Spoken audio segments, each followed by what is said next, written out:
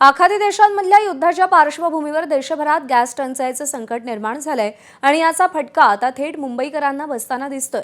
साकीनाका परिसरातील डीएसके मधुकोश या सोसायटीमध्ये तब्बल 500हून अधिक कुटुंब राहतात।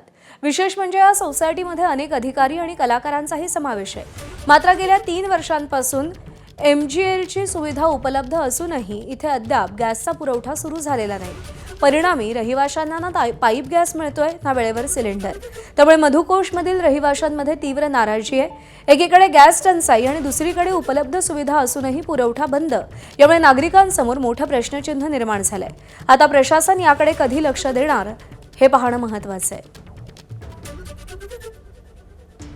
साकीनाकामधल्या डीएसके मधुकोश या सोसायटीमध्ये आहे आणि या ठिकाणी गेले अनेक दिवसापासून धरचं एमएनजीएल म्हणजे महानगर गॅसची देखील टंचाई आहे। सर, तुमच्याकडे प्रोव्हिजन केली आहे पण अजून देखील तुमच्याकडे गॅस येत नाही, नेमकं काय हे संपूर्ण प्रकरण आहे? संपूर्ण प्रकरण सांगायचं झालं तर मधुकोशमध्ये 7 वर्षांपूर्वी आम्ही पोझिशन घेतलेले होते आणि मागील 7 वर्षात आम्हाला गॅस सिलेंडर वापरायला लागत आहे।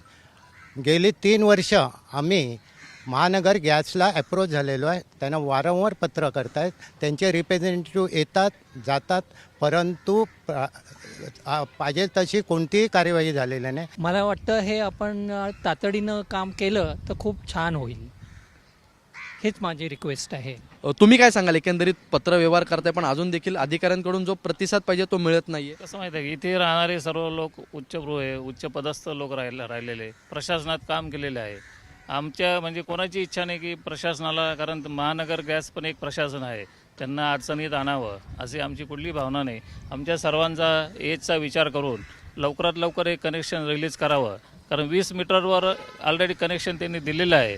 फक्त 20 मीटरचाच प्रॉब्लेम आहे, म्हणजे ताबडतोब कनेक्शन मिळायला हरकत नहीं। गैस का प्रॉब्लम करीब 3 महीने से बहुत ज़्यादा है और यहाँ रहने वाले करीब 500 के आसपास परिवार है और इसकी वजह से सबको गैस का बहुत दिक्कत हो रही है। कॅमेरामन हेमंत कदम सह ईशान देशमुख, एबीपी माझा, मुंबई।